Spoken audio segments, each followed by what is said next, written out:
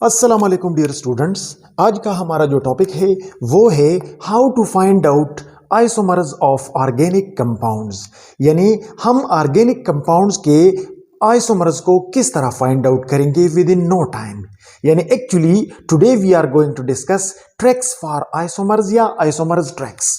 ऐसे questions in MDCAT, ETEA और NEET वगैरह एग्जाम्स के लिए बेहद इंपॉर्टेंट होते हैं, क्योंकि वहाँ पे हमारे पास टाइम बहुत कम होता है और ऐसे सॉलिड क्वेश्चंस जो है उनको सॉल्व करना बहुत कम टाइम में काफ़ी मुश्किल होता है। So in order to solve such questions हम कुछ ट्रिक्स को यूज़ करते हैं। सो आज हम ऐसे ट्रिक्स को यूज़ करके आपको बताएंगे कि आप गिवन ऑर्गेनिक कंपाउंड्स के नंबर ऑफ आइसोमर्स को किस तरह within no time calculate करेंगे। So let's start. For optical isomerism, जो ऑप्टिकल आइसोमर्स है उसके लिए हम यूज करेंगे फार्मूला 2 पावर n। ये जो 2 पावर n फार्मूला है ऑप्टिकल आइसोमेरिज्म को फाइंड आउट करने के लिए we will use this formula, where यहां पे n किस चीज को रिप्रेजेंट करता है? n represent number of chiral carbon atoms. जो कायरल कार्बन एटम्स है उनकी तादाद जो है उसको रिप्रेजेंट करता है n। For example, for n is equal to 1, अगर हमारे पास एक कंपाउंड है इसमें एक कायरल कार्बन है तो उसके लिए n इज इक्वल टू 1 होगा। सो हमारे पास फॉर्मूला होगा 2 पावर 1 इज इक्वल टू 2। यानी उसके लिए दो आइसोमर्स पॉसिबल है। फॉर एग्जाम्पल, ये हमारे पास एक कंपाउंड है,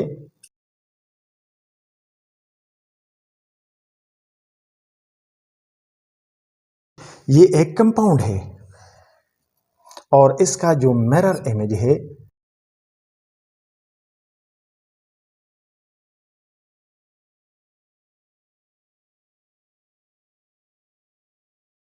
ये दो कंपाउंड्स एक दूसरे के मिरर इमेज है और ये एक दूसरे पर सुपरिम्पोजिबल नहीं है। So non superimposable mirror images are called enantiomer which show optical isomerism. लिहाजा जिस किसी में एक कायरल कार्बन हो, यहां पे आपको नजर आ रहा है कि इस कंपाउंड में सिर्फ एक कायरल कार्बन है, लिहाजा जिसमें एक कायरल कार्बन हो उसके सिर्फ दो ऑप्टिकल आइसोमर्स आ सकते हैं। और आपको पता है कि कायरल कार्बन वो कार्बन है जो 4 डिफरेंट एटम्स या ग्रुप्स के साथ अटैच्ड है।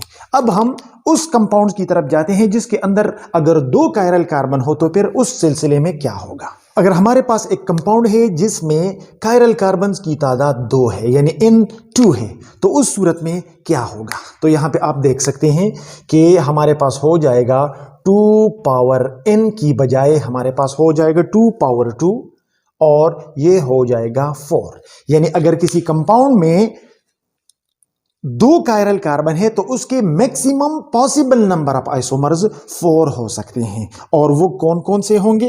अब यहां पे हम एक एग्जांपल लेते हैं। लेट्स से हम एग्जांपल लेते हैं, ये ट्राइहाइड्रोक्सी ब्यूटाइरल्डिहाइड एक कंपाउंड है जिसमें 2 कायरल कार्बन एटम है। यानी एक ये है,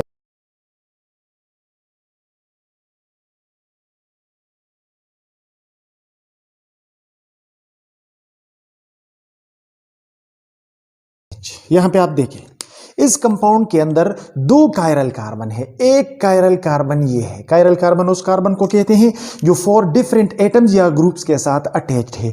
ये कार्बन हाइड्रोजन, हाइड्रोक्सिल, फॉर्माइल और इस ग्रुप के साथ अटैच्ड है, यानी 4 ग्रुप्स जो है वो डिफरेंट है।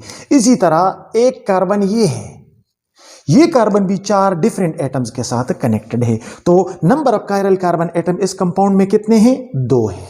तो इसके कितने पॉसिबल आइसोमर्स है अब हम आपको यहां पे दिखाते हैं। इसका जो मिरर इमेज है वो ये है।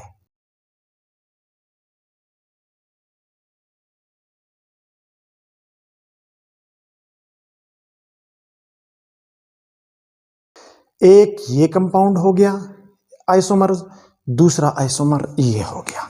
2 आइसोमर्स ये हो गए और जो तीसरा आइसोमर है वो क्या है, वो ये है।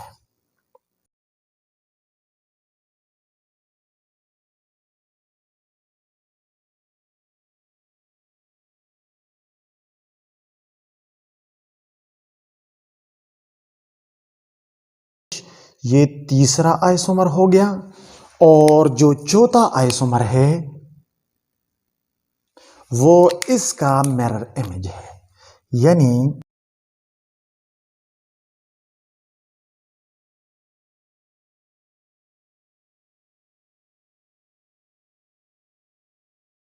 तो ये चौथा आइसोमर हो गया। तो देखिए अकॉर्डिंग टू फार्मूला जिस किसी के अंदर दो कायरल कार्बन एटम्स होते हैं तो उनके पॉसिबल आइसोमर्स की तादाद 4 होगी।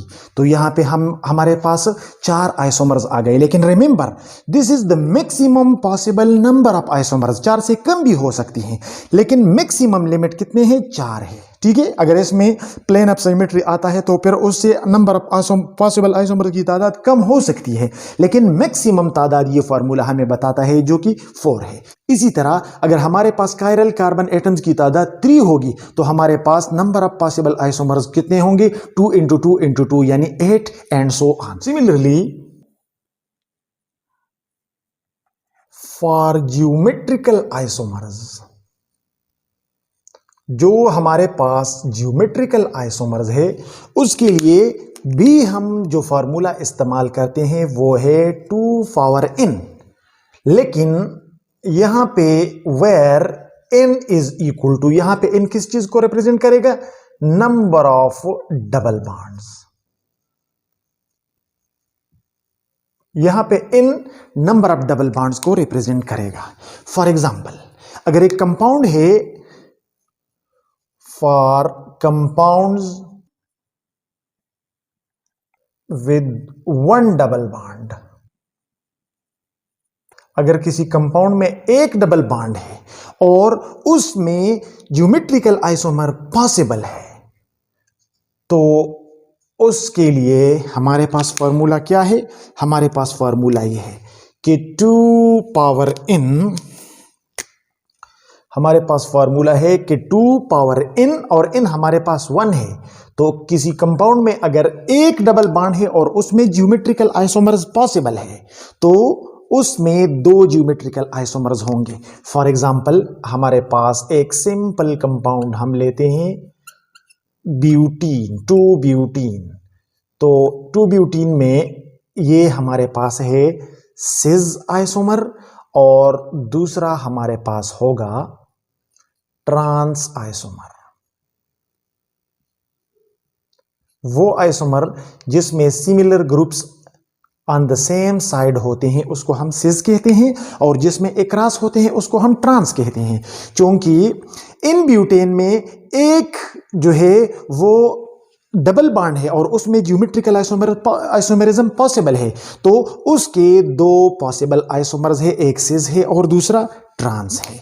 अब अगर किसी कंपाउंड में 2 डबल बॉन्ड्स है और उसमें ज्योमेट्रिकल आइसोमर्स पॉसिबल है तो उसमें maximum number of geometrical isomers क्या होगा, for a compound with 2 double bonds. यानी अगर हमारे पास कोई कंपाउंड है जिसमें 2 डबल बॉन्ड्स है तो अकॉर्डिंग टू फार्मूला उसके लिए maximum number of geometrical isomers क्या होंगे, 2 power 2 हो जाएगा। यानी उसमें maximum possible number of geometrical isomers 4 होंगे। फॉर एग्जांपल यहां पे एक एग्जांपल हम लेते हैं।